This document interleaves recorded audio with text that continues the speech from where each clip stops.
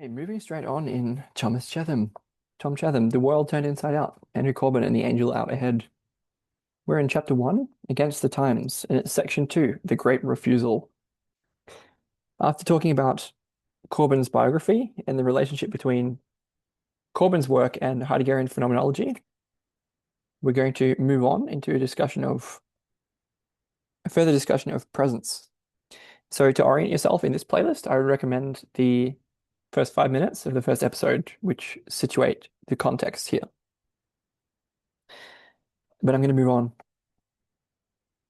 So, the Great Refusal.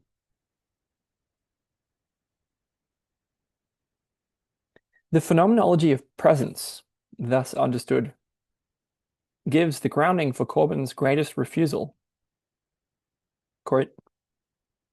This historicality appears in effect as motivating and legitimating the refusal to let ourselves be inserted into the historicity. Sorry, let me repeat that. It's difficult. This historicality appears in effect as motivating and legitimating the refusal to let ourselves be inserted into the historicity of history, into the web of historical causality, and which we are calling an uprooting of the historicity of history. For if there is a meaning of history, it is not at all in the historicity of historical events. It is in this historicality, in the secret, esoteric, existential roots of history and the historical. Okay, so to someone just discovering this is like, what the heck? And indeed, it's that way for me too. So basically, we've been talking about Heidegger, and we've been talking about how, in sort of Heidegger's view and Corbin's view, time and space are modes of being. We spatialize and we temporalize. So the idea of history, the idea that there is a past with certain events and that there is a future and it's unknowable or whatever, this comes out of our presence. It comes out of our Dasein, being here. It derives from out of consciousness. And so the whole point of what Heidegger and Corbin, people like them, are up to, what they're getting at, is to go back to our ontological depths and to discover that, for example, time and space are modes of being. And if we can inhabit that as a perspective, which I think would really require intentional practice for it to be accessible to people, the idea is that we can sort of step out of history in a certain way. There's a way that we're no longer trapped and stuck in the flow of causal events in historicity, which Corbin thinks of as sort of deeply nihilistic, sort of an aspect of Heidegger's forgetting of being, forgetfulness.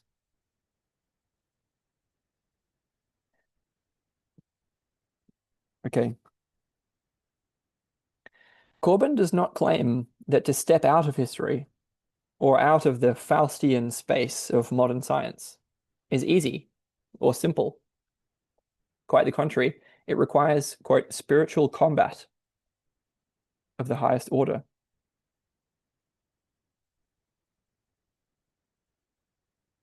So here we have the idea that we've been sort of so deeply infected by a sort of derivation of outdated Cartesian philosophy that is nihilistic and dualistic, and very much not helpful. It's tearing the world apart. It's infected our worldview, our way of being in the world. And if we want to deeply reconstitute ourselves to reimagine a different way of being in the world, that this is going to take, quote, spiritual combat, that it's going to take a pretty deep reprogramming. And I think, again, we see for me, if it's so difficult, I think, to me, the whole point of the ecology of practices and community is that it's in a way easier to do that, although it may also be harder in different ways. I'll keep going. So again, Corbin does not claim that to step out of history or out of the Faustian space of modern science is easy or simple. Quite the contrary, it requires spiritual combat of the highest order. But the intimation that it can be done at all is the necessary and crucial realization in our almost wholly materialistic and secular world, if we see that it can be done, then we realize we are not irremediably bound by the deepest, most far-reaching presuppositions of our time. But notice what is required: an aptitude for the, quote, the secret, esoteric, existential roots of history. Without the ability to penetrate to the hidden levels of temporality, we remain at the mercy of the inexorable flux of time. But I'm going to pause again and comment there. So there are several terms that were just mentioned, namely stepping out as a certain act. It's an existential act, stepping out of history. But we also mentioned the intimation that that can be possible, the seeing that that is possible, that seeing as a realization, and that realization as an aptitude, or I would say orientation, or a sense for the, quote, the secret, the esoteric, the existential, and then without the ability to penetrate to the hidden levels of temporality. And so, look, I think we can see there that there's a certain kind of feeling, intuition, or sensation that's required, that this historicality of sort of, yeah, Cartesian time and space and history, that's in a deep way not true.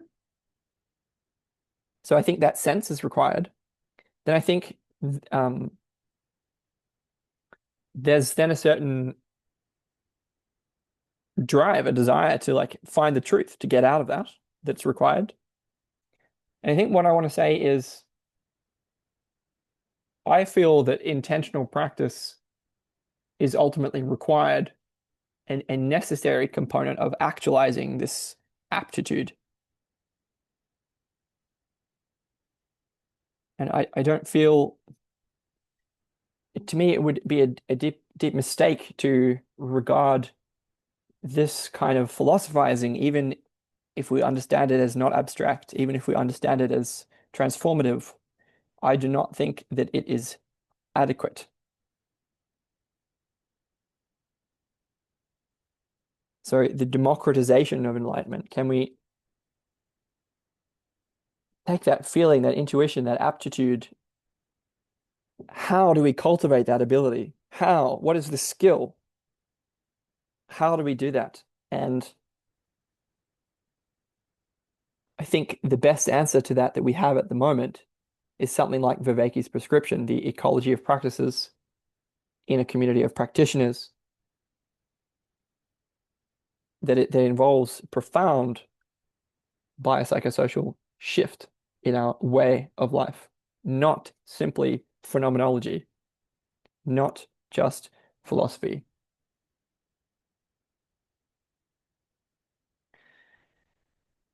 And then I would say it would be an adjustment of the prescription, which kinds of practices that can help reveal some of this stuff.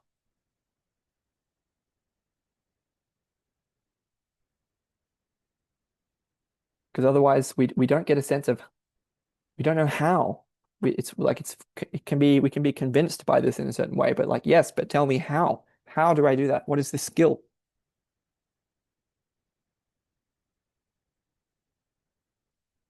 Okay. I would just make one final point, which is that even if there is a skill, if one realizes that oneself, unless one has community, then the mode of being that everyone else inhabits is still the one that we've just left behind. And so it's going to be necessary to have a community to maintain a different sense of the real. Otherwise, it's just like when we go on a retreat. If you just, live if you live a quite boring life that is unfulfilling, let's say, and then you go for a nice weekend somewhere, it can be transformative and powerful, but then you have to go back to the rest of your life. So I'm saying it's not just about intentional practice either. It is fundamentally about community, about the way that we live. And that can't be occasional.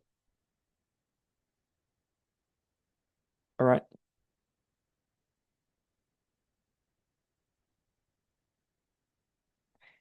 The image of the current of history has deep resonances for Corbin.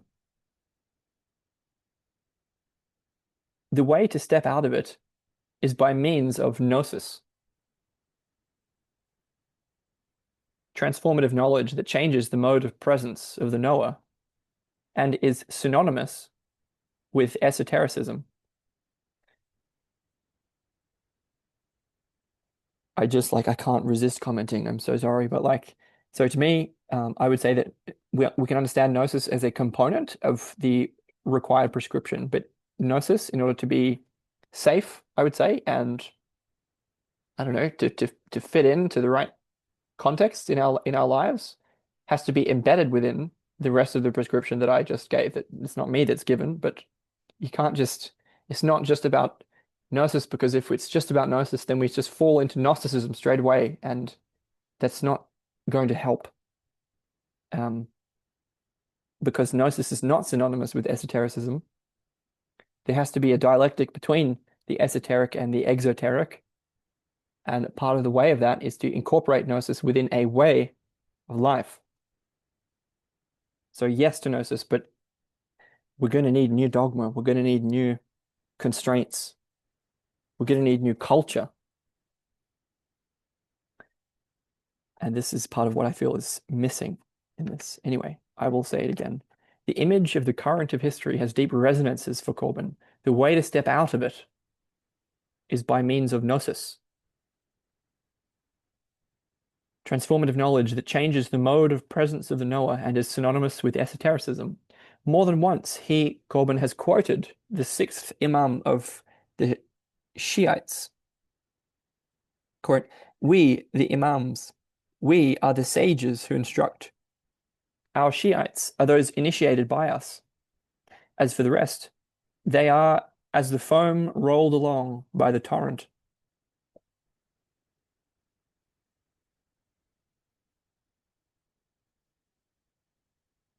Throughout the entire range of Corbin's work, the emphasis is everywhere upon the secret, hidden realities of soul and the conviction that it is here that one must turn to escape the secular, to escape the secular, the superficial, the material, the public, and the merely literal. It is only by means of the subtle realities of soul that objectivity can be found.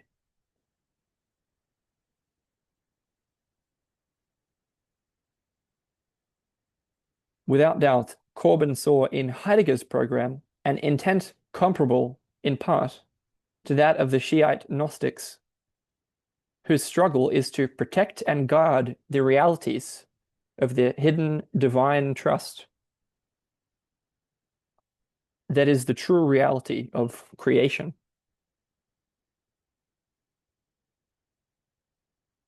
The spiritual combat of Shiism is against all the literalizing, secularizing tendencies of any age.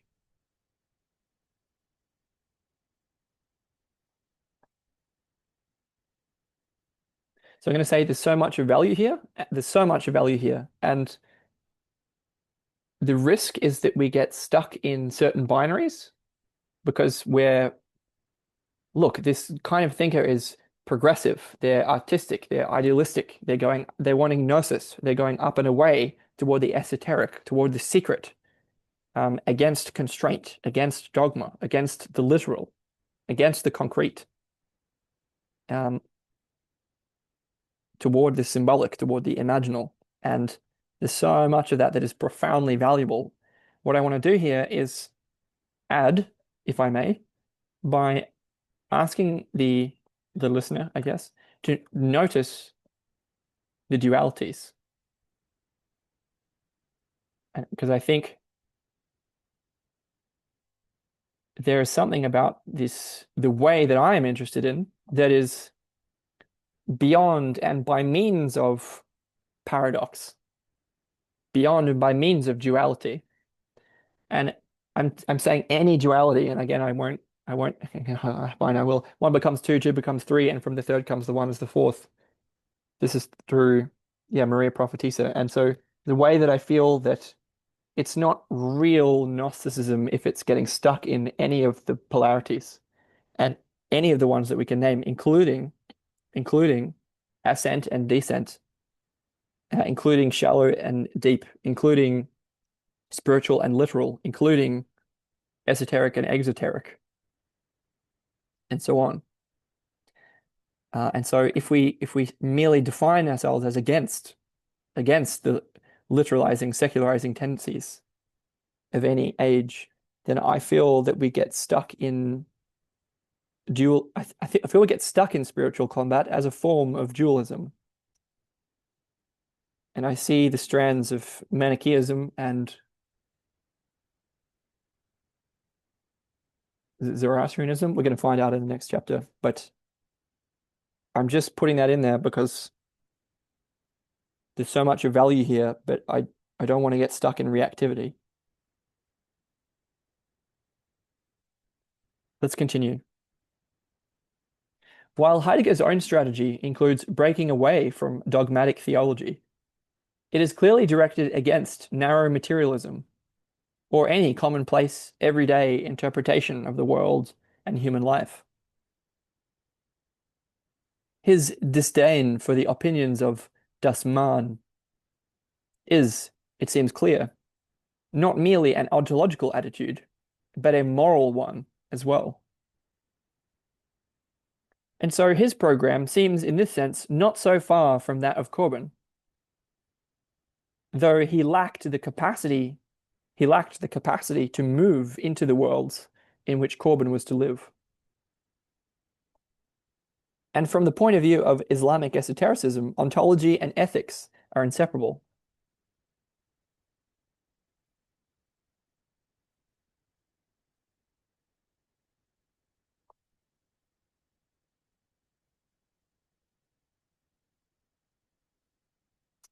Gnosis requires a commitment of the whole person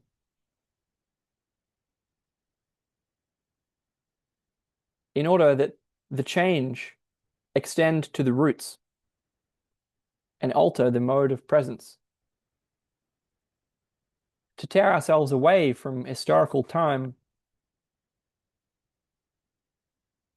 we require far more than an abstract intellectual recognition of the possibility.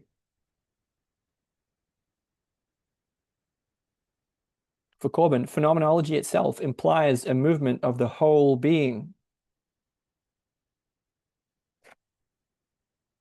Since the phenomena in question include all the emotions and sympathies of the human person, we require a movement of the whole soul, a deep desire, a resolve, and the quote, courage of love.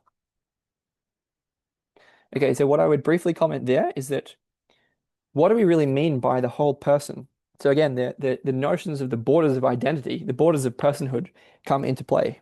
And the whole point is that we have, let's say, been designed, or you could say evolved. Can we observe interpersonal neurobiology? Interpersonal neurobiology. We cannot attain our whole personhood outside of community. So again, I'm saying that it is necessary to solve, to get beyond the duality of individual and collective in order to unlock, in order to access, in order to realize the whole person, in order to, I would say, in order to realize Gnosis.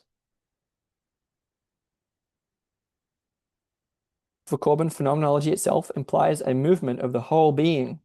Well, which being exactly?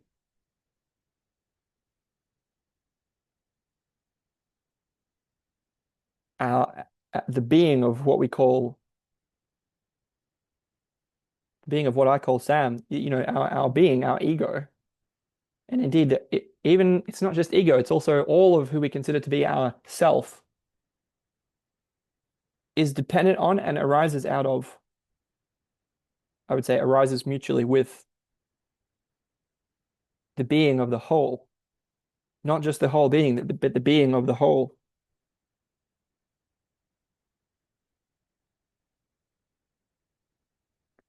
And if we don't notice that, if we don't recognize that, then we get stuck in narcissism and individualism.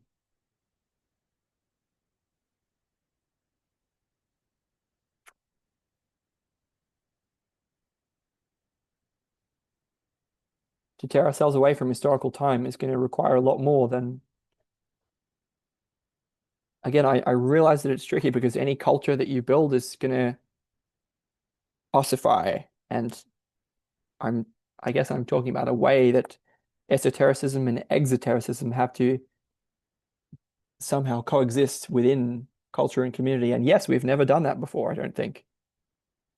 But I don't know that that should frighten us away from the observation of the necessity of that task. Anyway, I'm just pointing to what I consider to be some of the biases that are present. Let's continue. But Corbin's conception of phenomenology is in many ways most un-Heideggerian. For Heidegger, too, phenomenology is a passionate enterprise involving the quote, authentic self.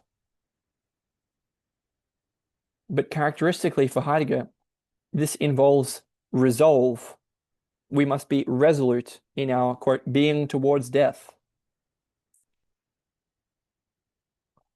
Since our inevitable mortality defines our deepest reality. But Corbin says there is no necessity whatever to remain present in Heidegger's Weltanschauung. What to Heidegger seemed our rock bottom mode of being, that is, being toward death, is really not ontologically foundational, but is itself historically conditioned, and we need not adopt it. We can use the key he has given us to free ourselves from his world as well.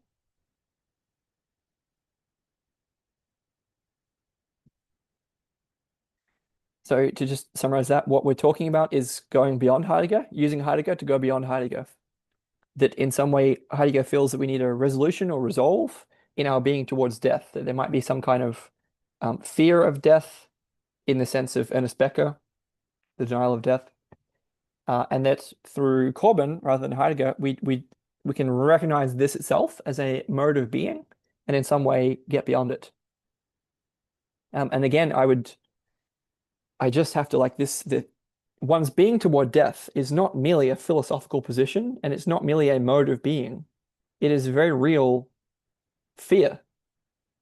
And I would say that there is some pretty deep catharsis. I'm not convinced. What I'm saying is that catharsis may be required. I'm not convinced that simply by reading transformative philosophy that we can recover our way out of our being towards death. It's going to take some pretty deep work to get out of that one, is what I'm saying. And I want to just maintain our awareness of that. I think it is possible.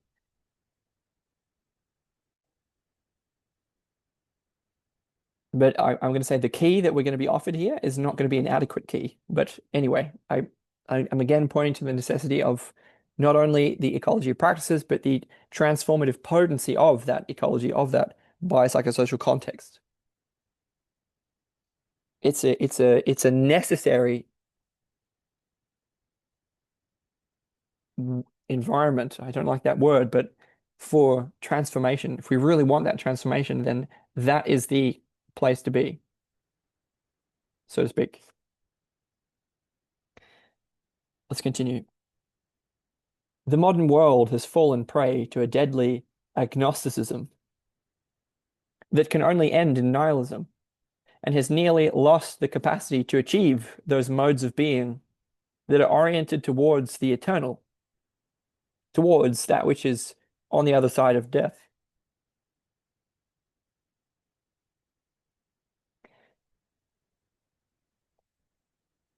There are modes of presence and the world they entail,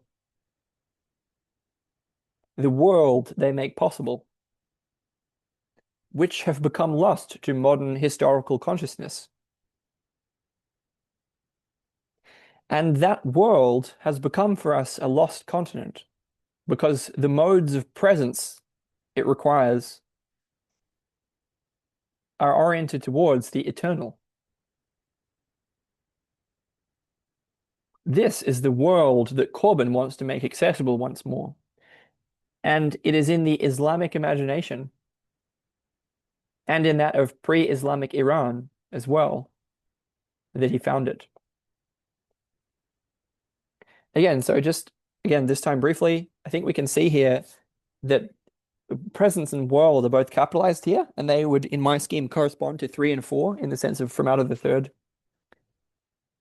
comes the one as the fourth, which I won't go on about. But the whole point is this 3 and 4, presence and world, they arise mutually, they go together. We can't ontologically prioritize one over the other because doing so makes an equivalent kind of mistake.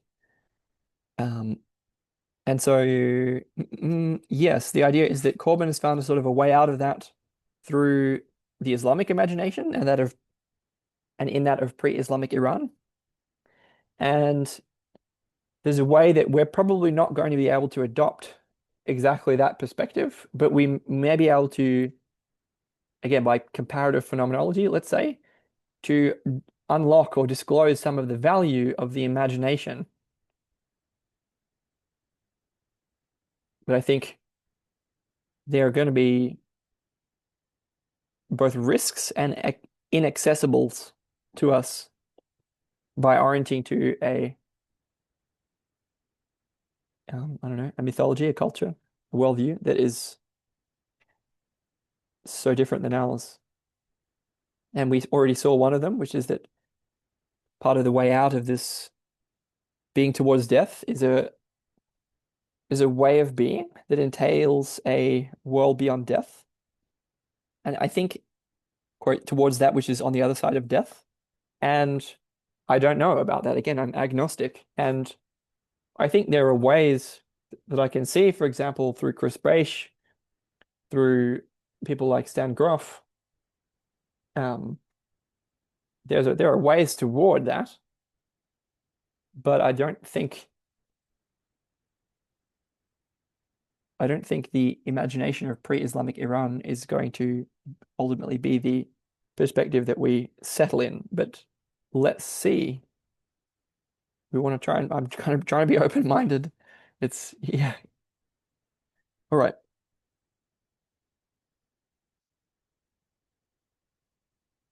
And I'm trying I don't mean to come from a place of bias. I'm saying that perspective as a way to inhabit the world may remain fundamentally inaccessible, even if we might like to sort of live in that way of knowing the world, that way of being. It might not be possible for us, regardless of what we believe or think. Okay. So as he said, the modern world has fallen prey to a deadly agnosticism that can only end in nihilism and has nearly lost the capacity to achieve those modes of being that are oriented towards the eternal, towards that which is, quote, on the other side of death. There are modes of presence and the world they entail, the world they make possible, which have become lost to modern historical consciousness. And that world has become for us a lost continent because the modes of presence it requires are oriented towards the eternal.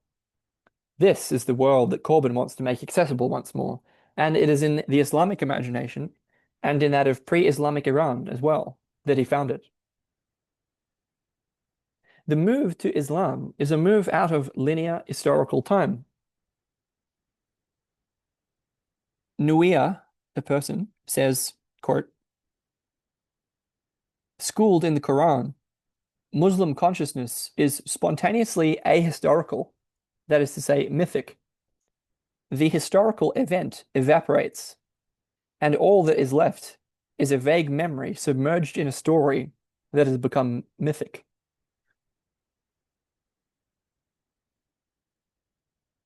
Norman O. Brown comments, quote, "The Quran backs off from that linear organization of time, revelation, and history that became the backbone of Orthodox Christianity and remains the backbone of Western culture after the death of God. Islam is committed by the Quran to project a meta-historical plane on which the eternal meaning of historical events is disclosed. History sub specie aeternitas. Aeternitat, sorry, aeternitatis. Aeternitatis. History sub specie aeternitatis.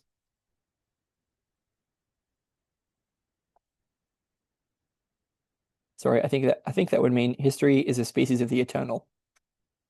But you know, don't trust my Latin. Anyway, thus, there is a great deal at stake when we attempt to step out of the current of the history of material causality. What we are stepping into is mythic time, mythic space, a mythic reality, where the historicist priority of time over space is reversed.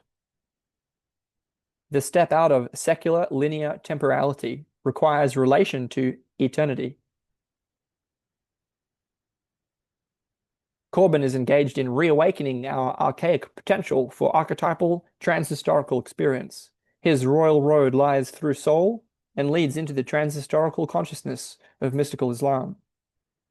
Okay, pausing again, there was a lot that was just presented. Okay, so we have the idea that there's a lot of at stake when we attempt to step out of the current of historical material causality. And namely, there are several things that are at stake. That historical material causality is grounding us at the moment. It's grounding and structuring our worldview. If we manage to achieve leaving it behind, then we're going to be beset with and exposed to a whole variety of risks, risks to the soul, risks to the spirit that we are not exposed to now. And so we're going to need to take care. Um, yeah, so there's a way that this way is the way of stepping out, using phenomenology and gnosis and transformative practice to step out of the current of history, of material causality into a different worldview. There's a way that this is stepping into mythic time, mythic space, mythical reality. So this is an archetypal, or to me, archetypal mode, the imaginal world. And it's a very different way of being in the world. And like a lot of affordances are unlocked, but a lot of risks and consequences become relevant in that space. And the church's awareness of all of those risks is one of the reasons for their dogma. The power of collectivization, the power of working together, having an organized structure to depend on, rely on, is that it's securing, it's safe. And we should not by any means deny the profound value of that we will be bereft of if we simply revert back into the mythic. Specifically here, there's a claim that the historicist, again, this is the current of history and the material causality. This is our modern worldview. There's a way that this prioritizes time over space. So there's a way that it seems that the linearity of time, historicity, linear temporality, is the grounding structure upon which our worldview is sort of predicated, derived from Christianity, I would say. And so there's a way that, Tom Cheetham is saying that this is reversed in the step out of that. And what that means is relation to eternity. And so by relating with eternity rather than temporality, this is a way that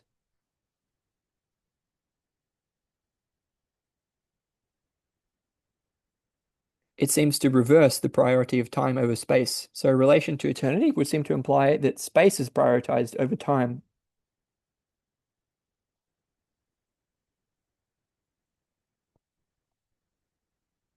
What would that mean? Well, I think we see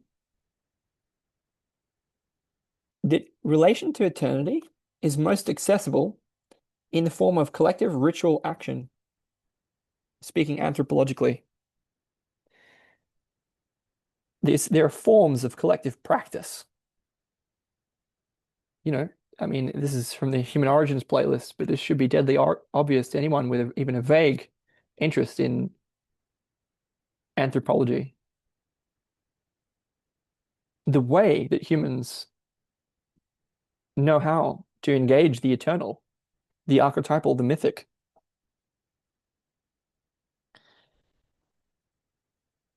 is specific. We have a specific way. It involves it involves periodicity, it involves seasonal ritual, it involves dance, it involves singing, it involves initiation, it involves theriomorphism, the capacity to pretend to be an animal. It involves altered states of consciousness. It involves mystical experience. It involves facility with perspective taking. It involves ritual reversal of identity. There's a lot that's required, I would say,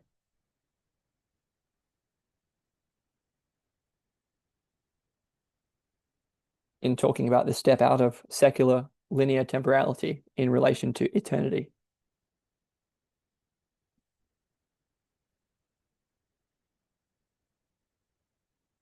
Quote, Corbin is engaged in reawakening our archaic potential for archetypal transhistorical experience.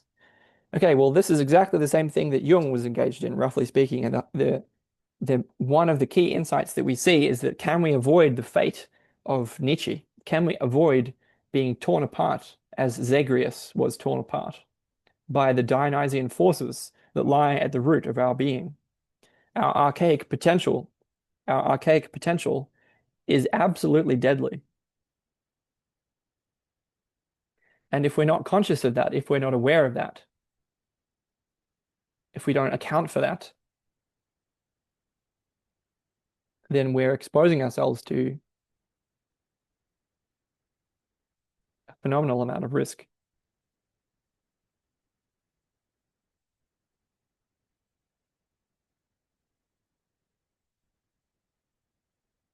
But in any case, for Corbin, Corbin is engaged in reawakening our archaic potential for archetypal transhistorical experience.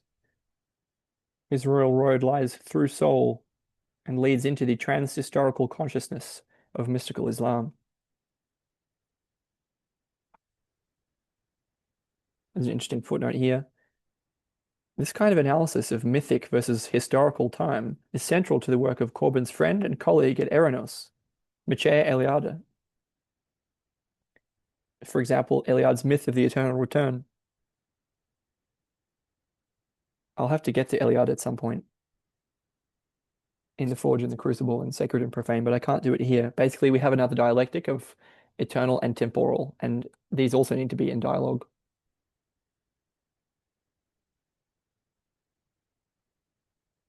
Because it's not just about going up and out, it's not just about reawakening to the eternal, it's also about participating in the temporal.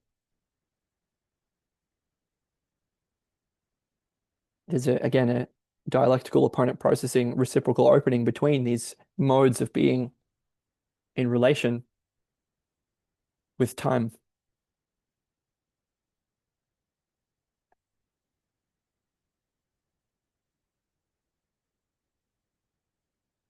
I might offer a suggestive thought, which is that I feel that the the intelligibility of reality is predicated on our participation in temporality and historicity. I think if we are prioritizing this up toward the eternal, then we fall towards something which I would conceive to be like the Trinity. And the Christian Trinity, I don't know if it's intelligible. Anyway, I'll leave that there. We have a little bit to go, so I'm going to stop commenting and start moving. Quote, Corbin is concerned throughout his work to counter the forces of nihilistic materialism that he saw destroying the fabric of the traditional cultures of Islam. But his efforts apply to all such cultures threatened by the spread of modern consciousness and its social and economic, and I would say, and ecological and geopolitical results. In a world that is rapidly losing biodiversity and cultural diversity, Corbin's work can be seen as an attempt to safeguard human spiritual diversity against the ravages of narrow-minded dogmatisms, whether spiritual or scientific.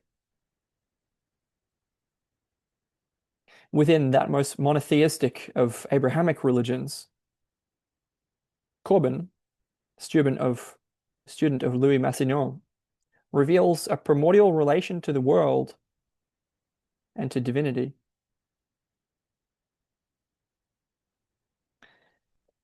Brown writes, quote, the Islamic imagination, Massignon has written, should be seen as the product of a degenerate regression back to the primitive, the eternal pagan substrate of all religion.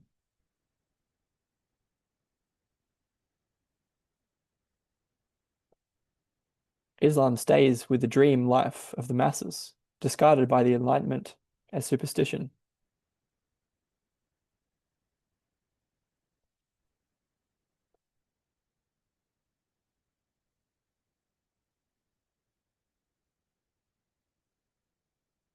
That Corbin could find in Heidegger's ontology a path towards Islam, understood in this way, is perfectly consonant with Heidegger's own pagan tendencies. In his later materialist and historicist works, which reflect the archaic consciousness of traditional pre-modern cultures, Heidegger's analysis of presence and its relation to time and space can be clearly seen as a move towards mythic and perhaps mystic consciousness.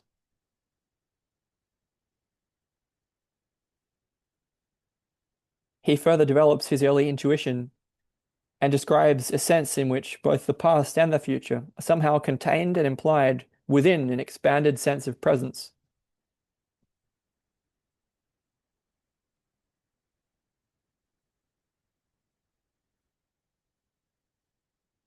David Abram writes that in Heidegger's mature thought, quote, past and future are articulated as hidden powers that approach us, offering and opening the present, while nevertheless remaining withdrawn, concealed from the very present that they make possible. He writes of the past and the future as absences, that by their very absence concern us, and so make themselves felt within the present.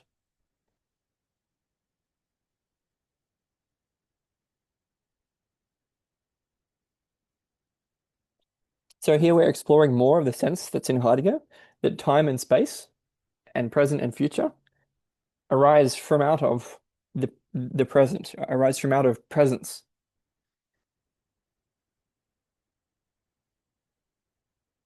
And Corbin, and by extension Tom Cheetham, feel that through Heidegger we can approach where Corbin was going towards a more mythic and mystic mode of being in the world.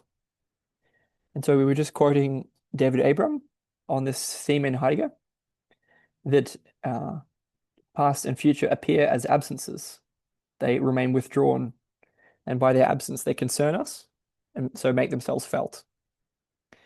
And that was a quote from David Abram, Spell of the Sensuous, which is, I'd say, probably quite good. And there's a footnote about Abram, which I'd like to read. It says, Abram's lucid analysis of Heidegger occurs in the context of his own attempt to shake us loose from the Abrams' lucid analysis of Heidegger occurs in the context of his own attempt to shake us loose from the material historical consciousness of the technological West and make possible a return to something more archaic, more grounded, and more real. Abrams' focus is on the imagination of tribal and traditional cultures, which never achieved, quote, the status of great civilizations, as Islam certainly did, and therefore on the more obviously pagan consciousness. So what I'm saying, I would be saying here that Abrams is kind of more on the right track, and that the sort of attainment of quote great civilization is a step into unsustainability, as per Jordan Hall. Civilization itself is inherently unstable, and it's um, by significantly reviving a near indigenous element that we're going to make it through all of this. And so on that reading, Abrams' work would become more relevant. And the idea being that the imagination of tribal and traditional cultures, quote unquote, with a, you know, taken along with a strong awareness of dealing with the dualities that derive from like the unresolved shadow work that comes through Christianity. This is going to be better suited to avoiding the risks that all of this abstract philosophizing can get us stuck in. So the risks here that, well, Corbin ends up in the Islamic imagination, which is in some ways a regression to the mythic or archetypal. Heidegger ends up just in phenomenology and um, maybe good for the elite, but maybe not for the many. And that's who we're talking about. So there's no one else at the moment. I mean, yeah, to me, it points to the value of Jung. The whole point of, anyway, we have to account for these risks if we want to avoid the fate of Nietzsche. I'll continue. Yet, even in Being and Time, which so deeply affected Corbin, the horizons of time are contained in the active presence itself.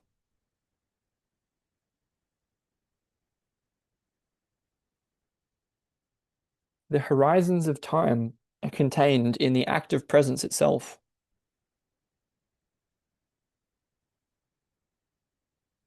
The primordial phenomenon of the future is that it comes towards us. The past and the future are both somehow contained in the present. Okay, so the way that this is in Being and Time, Abram was saying that they past and future appear as absences, they appear as withdrawn. And now Tom Cheetham is saying the phenomenon of the future, the phenomenon of the future, the way that it appears as a phenomenon, the way it shines forth, is that it comes towards us, the future. I would say future as impending absence.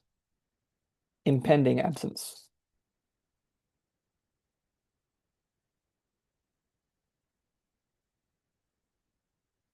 The implications of Heidegger's analysis for our experience of both time and space are made explicit by Abram when he says that the primordial experience of the future can be found in the present as the, quote, beyond the horizon, and that of the past as the, quote, under the ground. This is really tricky here. It's a phenomenological understanding of past, present, and future. And so there's a way that we're trying to get access to the sense, to the feeling, to the phenomenology of if past and future are derived from the present, well, what are they like? How do they appear to us? What's the phenomenon? How do the phenomenon of past and future appear to us? And Abrams has an idea about that, and he says that as Cheetham says, the primordial experience of the future is found in the present as the, quote, beyond the horizon. So the future is that which is beyond the horizon. That's how it appears. It's the way that, so just imagine the way that the future appears to us. How does the future show itself? Well, that how it shows itself is described by Abram as the beyond the horizon. Similarly with the past. Think, imagine, feel. How does the past appear to us? How does it show itself? Abrams describes this. It shows itself as the quote, under the ground. The past is under the ground.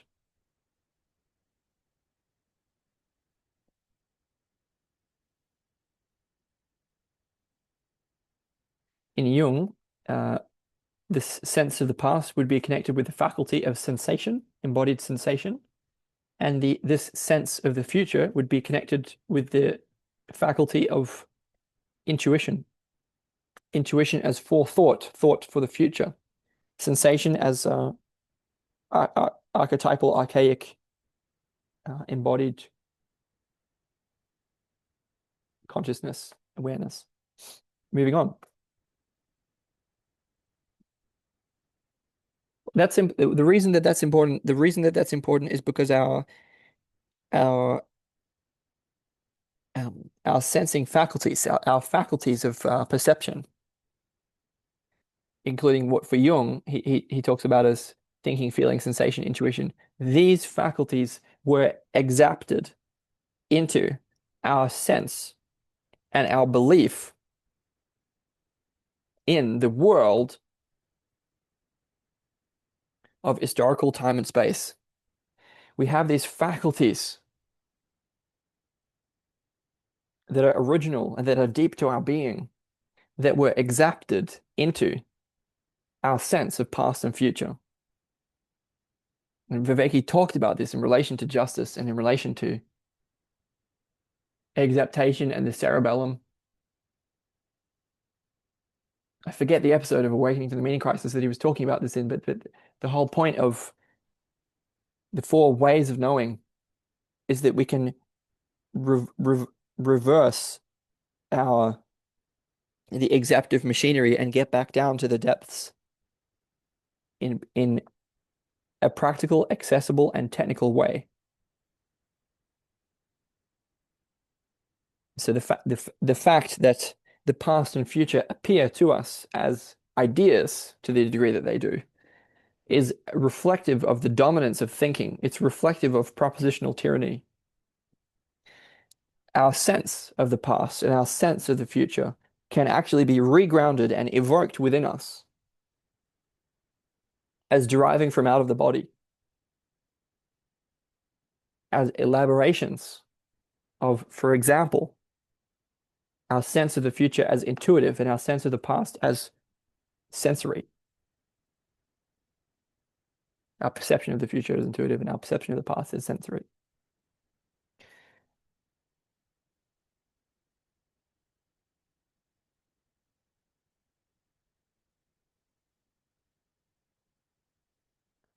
I'll just reread the paragraph. Yet even in being in time, which so deeply affected Corbin, the horizons of time are contained in the active presence itself. The primordial phenomenon of the future is that it comes towards us. The past and the future are both somehow contained in the present. The implications of Heidegger's analysis for our experience of both time and space are made explicit by Abram when he says that the primordial experience of the future can be found in the present as the beyond the horizon, and that of the past as the under the ground. That a similar experience of the world is in the primordial revelation of Islam is suggested by this comment of Corbin's about Islamic thought as a whole.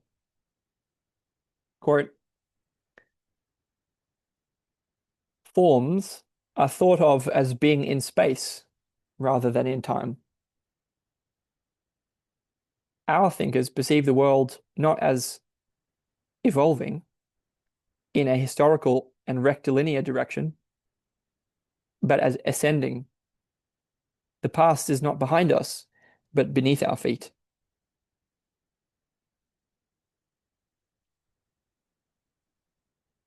Again, that a similar experience of the world is in the primordial revelation of Islam is suggested by this comment of Corbin's about Islamic thought as a whole. Quote, forms are thought of as being in space rather than in time. Our thinkers perceive the world not as evolving in a historical and rectilinear direction, but as ascending. The path is not behind us, but beneath our feet.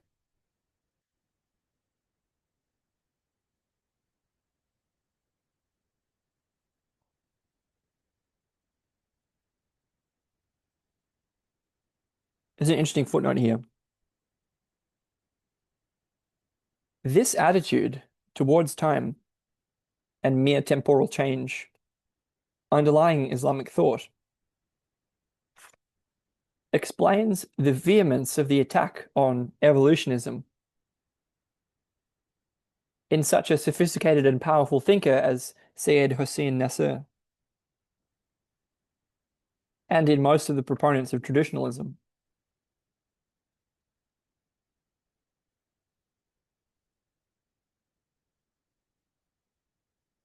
See, for example, Nasr, Knowledge and the Sacred. Okay, that is quite interesting. So, moving on with a couple of pages left. Quote, this archetypal emphasis on space rather than time, that's in the Islamic worldview, and on the eternal significance of the present moment runs throughout Islamic consciousness. The space of a mosque, quote, is as if reabsorbed into the ubiquity of the present moment. It does not beckon the eye in a specific direction.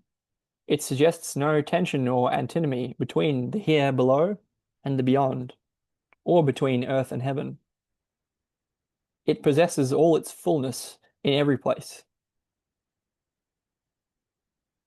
Again, quote, the space of a mosque is as if reabsorbed into the ubiquity of the present moment. It does not suggest the eye, it does not beckon the eye in a specific direction. It suggests no tension or antinomy between the here below and the beyond, or between earth and heaven. It possesses all its fullness in every place. So, Corbin's uprooting of the soul from the current historical causality is a freeing from its entrapment in a secular world, in which it is swept along to an inevitable demise. And it is a freeing to a world of archetype and myth.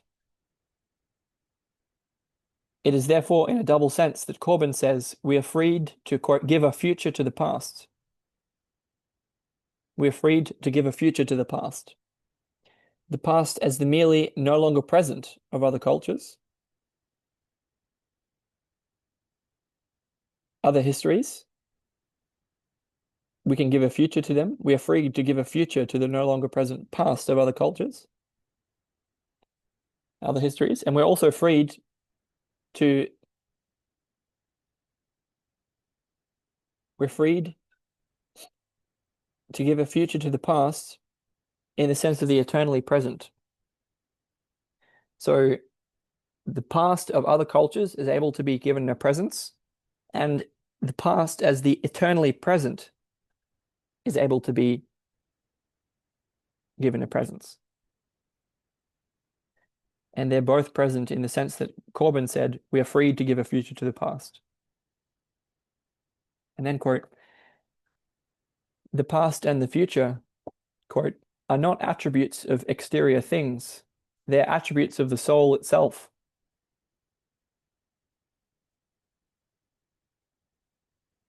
The past and future are not attributes of exterior things. They're attributes of the soul itself. It is we who are living or dead, and we who are responsible for the life and death of these things. We determine the status of the past, and we determine the nature of the world in which we find ourselves.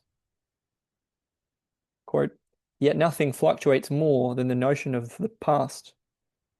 It depends actually on a decision or a predecision, which can always be surpassed by another decision which restores a future to that past. Okay, almost there. What gives a future, a life to the past? For instance, to a history of being other than that of the modern West, is the soul opening that possibility to itself. It is up to us whether we succeed or fail in making a future for the past. Quote, the decision of the future falls to the soul, depends upon how the soul understands itself, upon its refusal or acceptance of a new birth. But this does not mean that we can necessarily take some past system as a whole and adopt it from the outside as our own. For instance, Corbin says of Avicenna, or Avicenna, I'm not sure, quote, it may prove that the letter of his historical, it may prove that the letter of his cosmological system is closed to the immediate consciousness of our time. But the personal experience entrusted to his recitals reveals a situation with which ours perhaps has something in common. In this case, his whole system becomes the cipher of such a situation. To decipher it is not to accumulate a vain erudition of things, but to open our own possibilities to ourselves.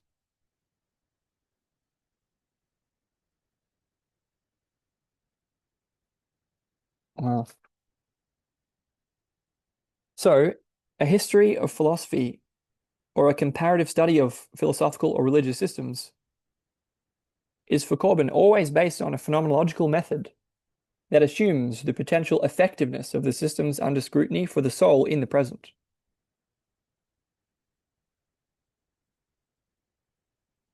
Any other kind of history is vain erudition. Corbin's philological, historical, and comparative research is always the work of a man devoted to philosophia, a seeker. And he himself emphasized the unity of his quest. Quote, what I searched for in Heidegger, what I understood thanks to Heidegger, is the same thing that I searched for and found in Irano-Islamic metaphysics. But with this last, everything was situated from then on at a different level. Heidegger's search for an alternative to modern materialistic nihilism remained entirely within the Western philosophical tradition. His attempt to escape the post-Cartesian world led him in the end to the origins of Western thought in the pre-Socratics, searching the texts for the roots of a failed metaphysics in order to uncover what he called the history of being and destroy the history of ontology, and so recover the phenomena of a lost world. Corbin's path led east to Iran, a world where the history of being is something entirely other than that imposed by the transition from Greek to Latin, and to an alternate history, but one having roots like ours in both the primordial monotheism of Abraham and in the philosophy of ancient Greece. It is there that he found the world for which he was looking, and which he called the mundus imaginalis, the imaginal world. Quote, for a long period I've been searching, like a young philosopher, for the key to this world as a real world, which is neither the sensible world nor the world of abstract concepts. It was in Iran itself that I had to find it, in the two ages of the spiritual world of Iran. And it is to the history of these two ages that we now turn.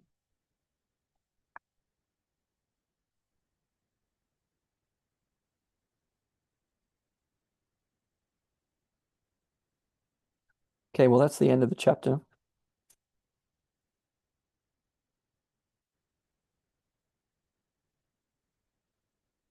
I think I've more or less said what I have to say about all of that so far.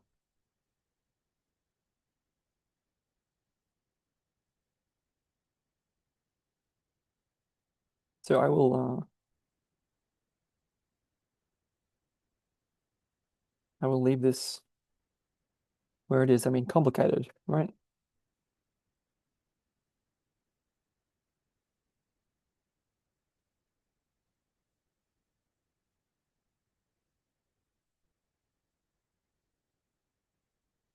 To me, all of the traditions that have arisen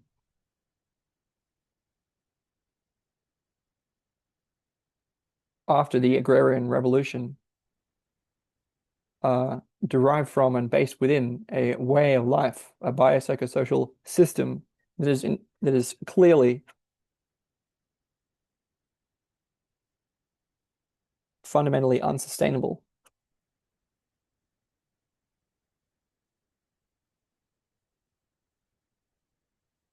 Not to say that there's not a lot we can learn. There is a lot we can learn.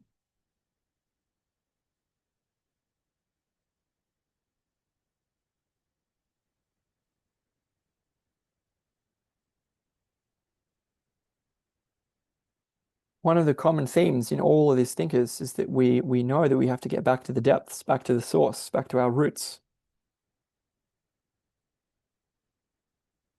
And the temptation is to not go deep enough. And that involves not going deep enough into quote unquote history and not going deep enough into our own being.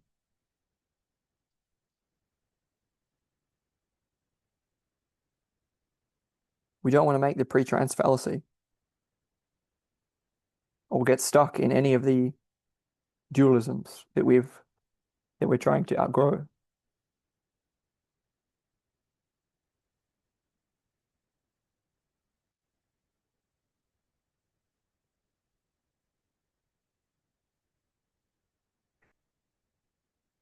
A reconstituting and reworking of the imaginal, the unlocking of the imagination as a power of ours will come with profound risks.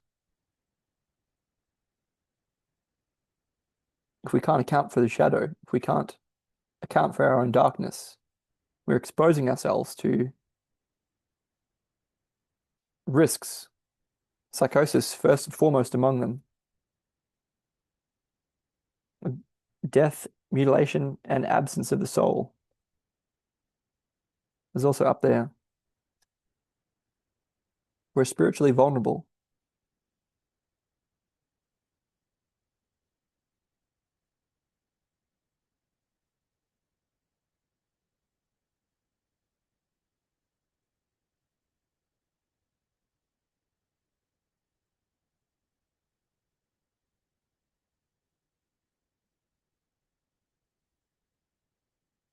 It's to the community that people have always turned in times of crisis.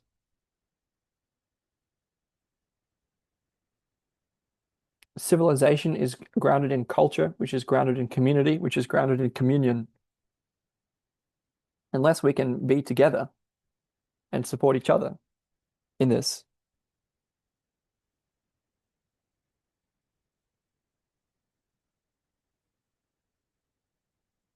I don't see how else.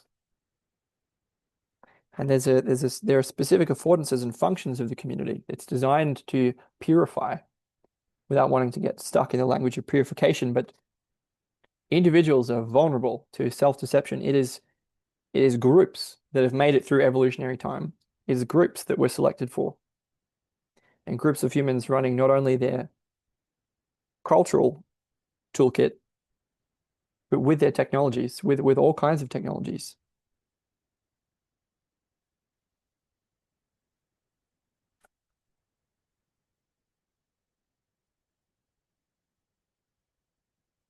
To be alone is profoundly dangerous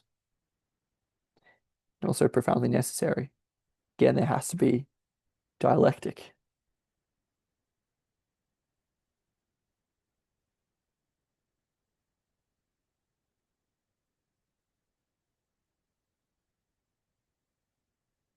I'll leave it at that for now.